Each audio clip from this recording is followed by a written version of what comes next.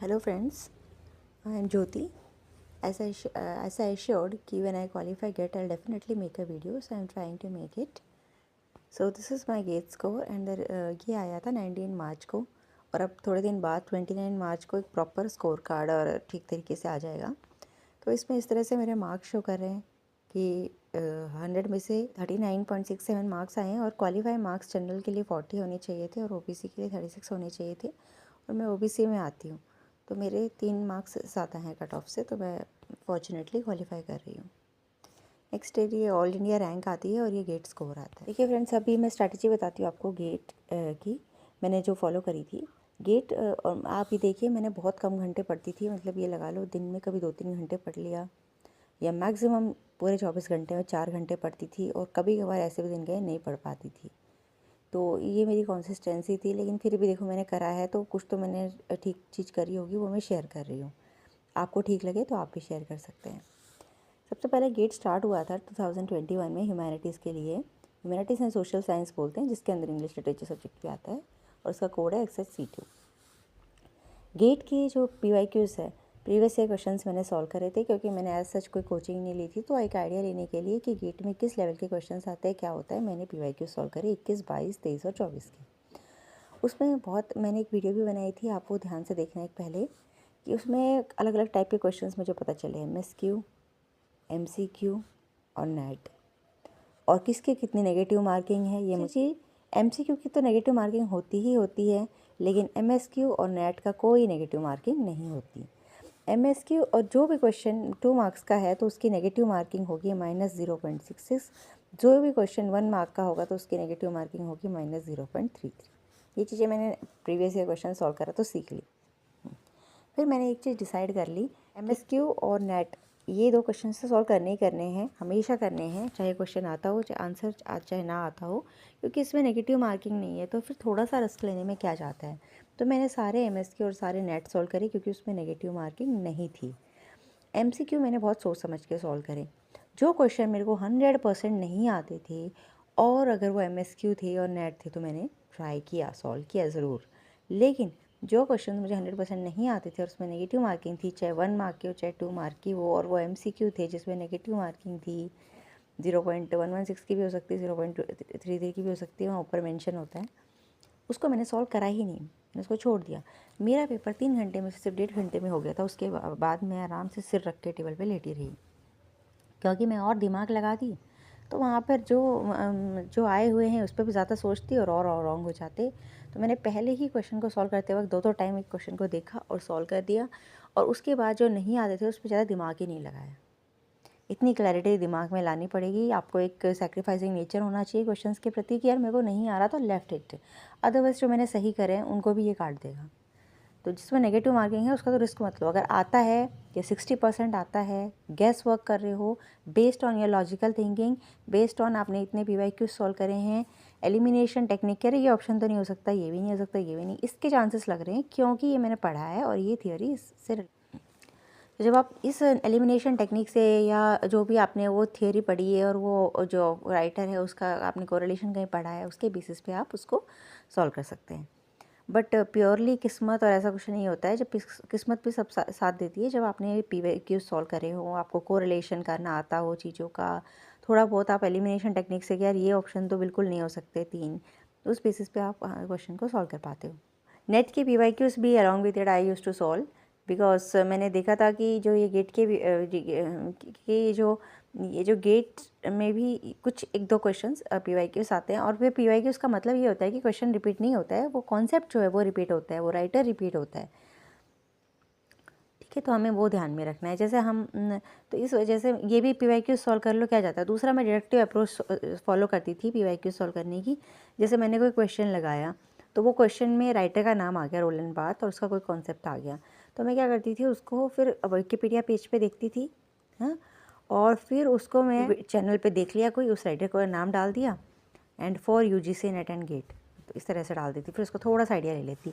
तो मुझे हर question solve करने में मिनिमम 5 मिनट लगता था, तो मैं बहुत स्लो अप्रोच फॉलो करती थी। ये लगा लो ना कि देखो मेरे 1.5 महीने में 4 PYQ हो पाए, और ये हुआ भी नहीं ठीक से। तो लेकिन मैं डिडक्टिव अप्रोच फॉलो करती थी, ये वाला क्वेश्चन से फिर उस राइटर को विकीपीडिया पे, उस कॉन्सेप्ट को विकीपीडिया पे देखा, फिर 5 मिनट उसको फ्री यूट्यूब वीडियो पे देखा। इस तरह से मैं पढ़ती थी, मतलब क्वेश्चन से मैं कॉन्सेप्ट पे जाती थी। बट हाँ, उसके पीछे की मेरी प्रिपरेशन थी, क्योंकि नेट की मैंने प्रिपरेशन कर रखी थी पिछले 2 साल से, तो वो भी एक बेस बना था इसके लिए।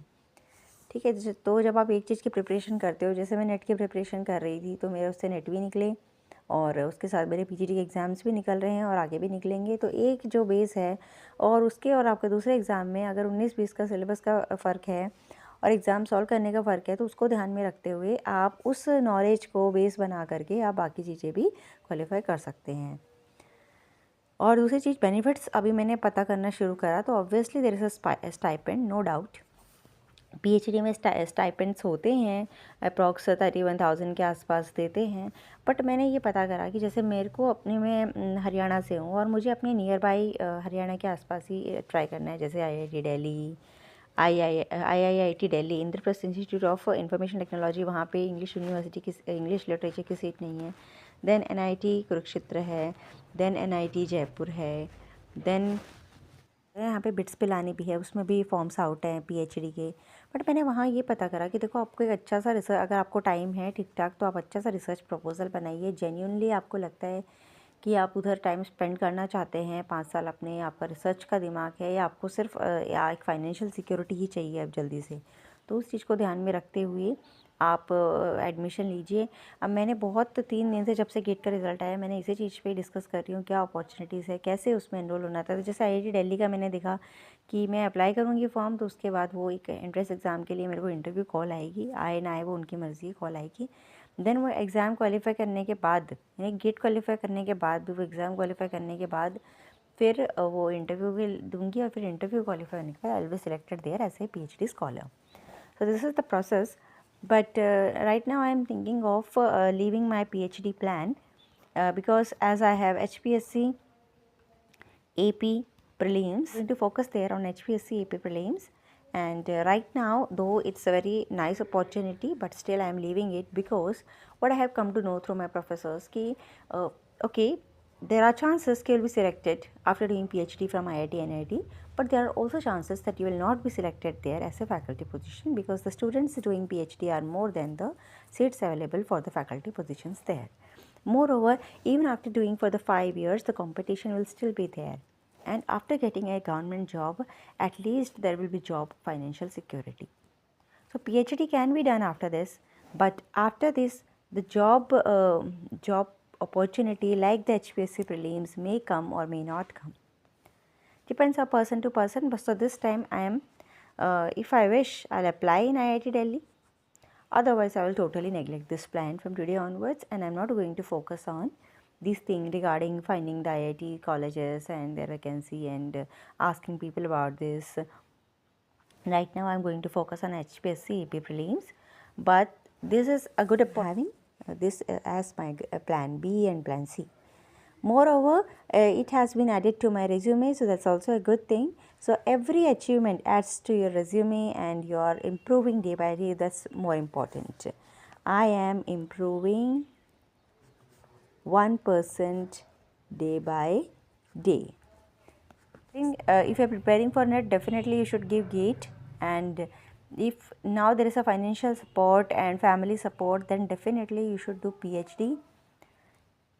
And it's a very good thing to do from IITs. And but if you have NET also, then I think HPSC exam you should be focusing more on. That's it for today. Thank you so much. And about making videos, so the important things, I'll post section, I'll be posting important things, and but I'll not be making regular videos because time doesn't permit me.